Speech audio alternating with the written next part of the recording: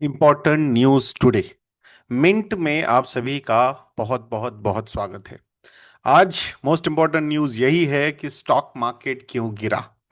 तो इसी के बारे में आज थोड़ा सा समझेंगे। एक ऐसा रीजन, ऐसा एक फैक्टर जो काफी इंपॉर्टेंट रोल प्ले करेगा आने वाले समय में, या ऑलरेडी उसने प्ले करना शुरू कर दिया है। हमने इस टॉपिक को एक बार पहले भी कवर किया था, बट आज थोड़ा सा और डिटेल में समझने की कोशिश करते हैं दोस्तों। So Japanese government bond yields जो है वो मल्टी ईयर हाई लेवल पे जा चुके हैं, और इसी का नतीजा ओवरऑल एक ग्लोबल मार्केट के सेंटिमेंट को निगेटिव करने में हो सकता है। सो जापान का जो गवर्नमेंट बॉन्ड है 10 ईयर JGB, तो that is trading at around 1.9 to 1.95%। और ये जो लेवल है वो 2007-8 से लेके अब तक की हाईएस्ट लेवल है। अगर 20 ईयर वाला मैच्योरिटी के बॉन्ड्स हम देखते हैं, so that particular yield is at 2.85%, and 30 year bond is trading at 3.4%। ये जो लेवल्स है ये लेट 1990s में देखे गए थे, उसके बाद ये फिर से एक बार यहां पे देखे जा रहे हैं। सो और मार्केट ये भी एक्सपेक्ट कर रहा है कि आने वाले समय में बैंक ऑफ जापान जो है वो अपने इंटरेस्ट रेट्स बढ़ाता जाएगा। सो अभी जो दिसंबर महीने में पॉलिसी डिसीजन आने वाला है, तो वहां पे 0.5 से बढ़ाकर 0.75% तक वो अपने इंटरेस्ट रेट लेके जा सकते हैं। सो जो एक free money from Japan available था फॉर द ग्लोबल इन्वेस्टर्स, वो कहीं ना कहीं अब यहां से आगे नहीं रहेगा, ऐसा ही लग रहा है। और यही वो रीजन है, आप लोगों ने सुना होगा इस वर्ड को, येन कैरी ट्रेड। सो ये येन कैरी ट्रेड अनवाइंड होना शुरू हो सकता है या फिर ऑलरेडी हो चुका है। What is this yen carry trade? So investors, global investors ना येन में बोरो कर रहे थे, बिकॉज इंटरेस्ट रेट्स जो थे जापान में वो काफी कम थे। तो इसीलिए वहां से बोरो करते थे, and then they used to convert these yens into dollars या रुपीज या euro, and they used to invest in higher yielding assets. Specifically अगर हम बात करते हैं तो गवर्नमेंट सिक्योरिटीज, जैसे कि यूएस बॉन्ड्स हुए, या फिर यूरोपियन बॉन्ड्स हुए, या फिर इंडियन बॉन्ड्स हुए, या फिर ये पैसा इमर्जिंग मार्केट इक्विटीज में भी आता था और क्रिप्टो में भी इन्वेस्ट होता था। तो यहां पे आप लो इंटरेस्ट रेट पे बोरो कर रहे हो, हायर इंटरेस्ट रेट पे आप इन्वेस्ट कर रहे हो, प्रोवाइडेड कि भाई जापान की करेंसी ज्यादा फ्लक्चुएट ना हो, येन स्टेज वीक और स्टेबल। ये उनका एक एक्सपेक्टेशन होता था, या फिर एक एस्ट्रिक मार्क होता था। और रेट्स तो हमेशा नीचे ही रहे, एंड जापान ने कहीं ना कहीं अपने एक्सपोर्ट्स अट्रैक्टिव रखने के लिए करेंसी को भी डिप्रिशिएट होने दिया, या होता मतलब थोड़ा सा वीक ही रखा। बट अभी जिस तरीके से जापान का जो सेंट्रल बैंक है वो इंटरेस्ट रेट्स बढ़ा रहा है, तो इसका मतलब सीधा है कि हायर इंटरेस्ट रेट्स अगर वहां पे रहेंगे, तो ये जो कैपिटल बाहर गया था वो कहीं ना कहीं वापस आएगा। अब जिन जिन लोगों ने बोरो किया था उनको तो वापस करना ही है। तो उनका एक्सपेक्टेशन था कि भाई we will borrow from Japan, then Japanese currency depreciate, या तो डिप्रिशिएट होगी, वीक होगी, या फिर वहीं के वहीं स्टेबल रहेगी, and then we will keep on earning that arbitrage, yield arbitrage जो था वो हम अर्न करते रहेंगे।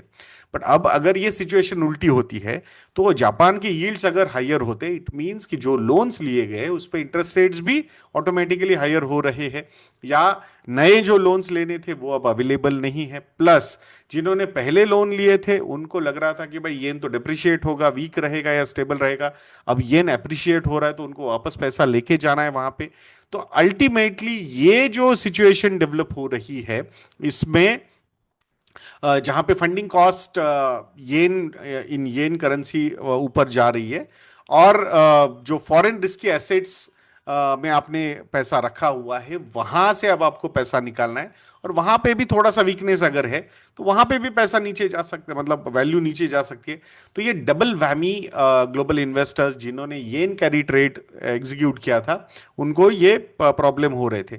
अब इसी के चक्कर में unwinding of yen carry trade यहां पे हो रहा है, and then investors are selling emerging market equities या इमर्जिंग मार्केट में जो एसेट्स है उनके, and then they are converting that into yen.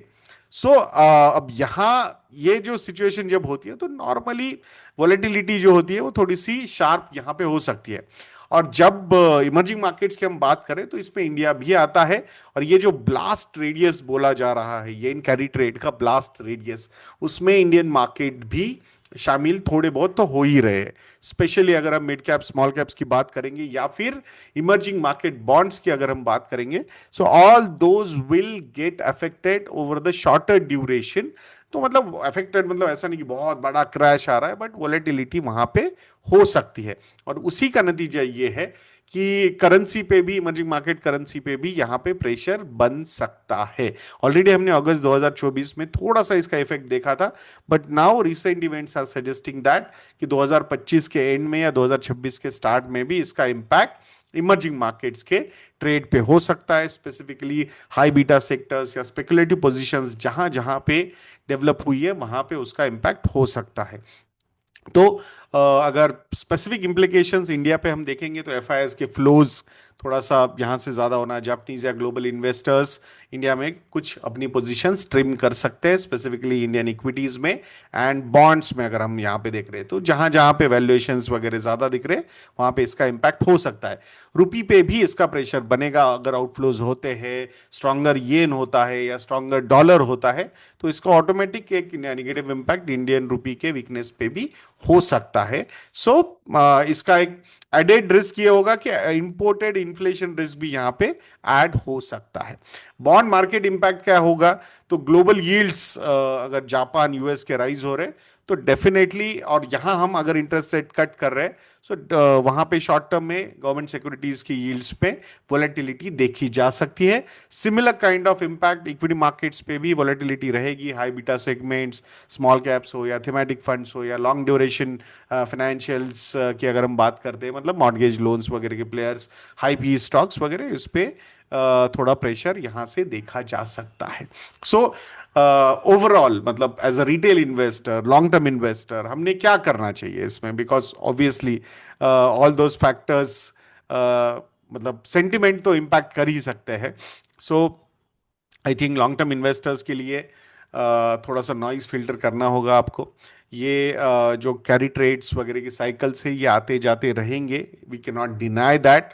But ultimately if you are investing for long term quality businesses में या फिर रिजनेबल वैल्यूएशंस पे या फिर एवरेजिंग का कंसेप्ट जो सिस्टमैटिक इन्वेस्टिंग से आपका चल रहा है, I think you should just follow that. ज़्यादा इसके चक्कर में मतलब टैक्टिकल पोजीशंस लेने की कोई ज़रूरत नहीं है। सो ये अनवाइंड होगा, मतलब ऐसा बहुत बड़ा एक्सपोजर येन कैरी ट्रेड का इंडिया में नहीं है, but when we are in this field तो डेफिनेटली साइड इफेक्ट्स हो सकते हैं। वी कैन नॉट डिनाई दो साइड इफेक्ट्स। सो प्लीज मतलब थोड़ा इग्नोर अगर आप करोगे और अपनी लॉन्ग टर्म फाइनेंशियल प्लानिंग की थॉट प्रोसेस को फॉलो करोगे तो that would be really good. बाकी दोस्तों बैंगलोर में हम सेशन ले रहे हैं 21 दिसंबर को। तो if you want to book that session तो प्लीज मतलब आप वो से उसकी लिंक जो है मैंने description box and comment section में लिखी है। 21 दिसंबर को ये सेशन होने वाला है, how to achieve your financial freedom. बहुत रीजनेबल और प्रैक्टिकल बातें करने वाले हैं, कोई मैजिक फॉर्मूला नहीं देने वाले, बट वही सिंपल थॉट प्रोसेस को फॉलो करके हम कैसे आगे बढ़ सकते हैं अपनी ओवरऑल इन्वेस्टिंग जर्नी में, इसी पे अपना फोकस हमेशा बना रहता है। तो आशा करूंगा कि ज़रूर आप वहाँ पे हमें हमसे मिलेंगे। तो सीट बुक करना बिल्कुल मत भूलिएगा दोस्तों। नेक्स्ट वीडियो तक के लिए आज्ञा दीजिए दोस्तों। जय हिंद।